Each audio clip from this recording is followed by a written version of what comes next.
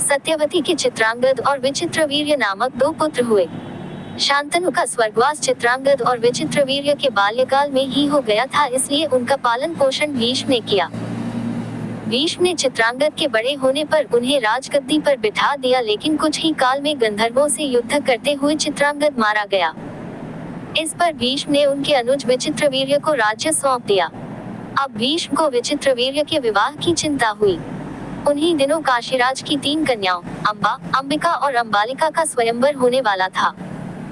उनके स्वयंवर में जाकर अकेले ही भीष्म ने वहां आई समस्त राजाओं को परास्त कर दिया और तीनों कन्याओं का हरण करके हस्तिनापुर ले आए। बड़ी कन्या अंबा ने भीष्म को बताया कि वह अपना तन मन राज शाल्व को अर्पित कर चुकी है।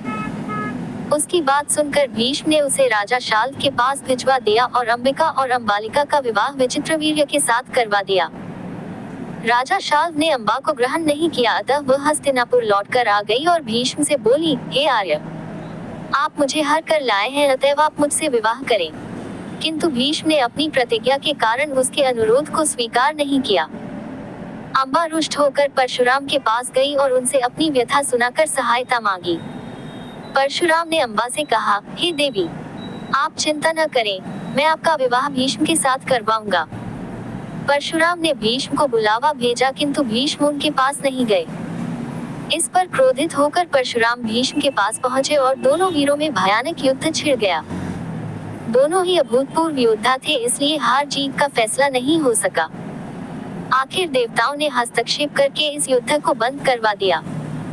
अंबा निराश होकर वन में तपस्या करने चली गई। विचित्रवीर्य अपनी दोनों रानियों के साथ भोग विलास में रत हो गए, किंतु दोनों ही रानियों से उनकी कोई संतान नहीं हुई और वे क्षय रोग से पीड़ित होकर मृत्यु को प्राप्त हो गए।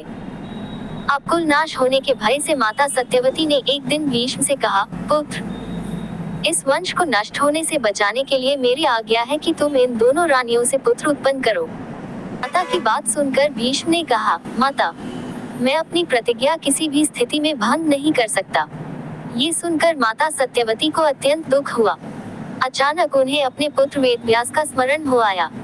स्मरण करते ही वेदव्यास वहां उपस्थित हो गए। सत्यवती उन्हें देखकर बोली, हे पुत्र, तुम्हारे सभी भाई निःसंतान ही स्वर्गवासी हो गए, अतः मेरे वंश को नाश होने से बचाने के लिए मैं तुम्हें आज्ञा देती हूँ कि तुम उनकी पत्नियों से संतान उत्पन्न करो। वेदव्यास उनकी आज्ञा मानकर बोले, माता, आप उन दोनों रानियों से कह दीजिए कि वे 1 वर्ष तक नियम व्रत का पालन करते रहे, तभी उनको गर्भ धारण होगा। 1 वर्ष व्यतीत हो जाने पर वेदव्यास सबसे पहले बड़ी रानी अंबिका के पास गए। अंबिका ने उनके तेज से डरकर अपने नेत्र बंद कर लिए। वेदव्यास लौटकर माता से बोले, माता, अंबिका का बड़ा तेजस्वी पुत्र हो, तो नेत्र बंद करने के दोष के कारण वह अंधा होगा। सत्यवती को ये सुनकर अत्यंत दुख हुआ और उन्होंने वेदव्यास को छोटी रानी अंबालिका के पास भेजा। अंबालिका वेदव्यास को देखकर भय से पीली पड़ गई। उसके कक्ष से लौटने पर वेदव्यास ने सत्यवती से कहा, माता, अंबालिका के गर्भ से पांडु रोग से ग्रसित पुत्र होगा। इससे माता सत्यवती को और भी दुख हुआ और उन्होंने बड़ी रानी अंबालिका को पुनः वेदव्यास के पास जाने का आदेश दिया। इस बार बड़ी रानी ने स्वयं न जाकर अपनी दासी को वेदव्यास के पास भेज दिया।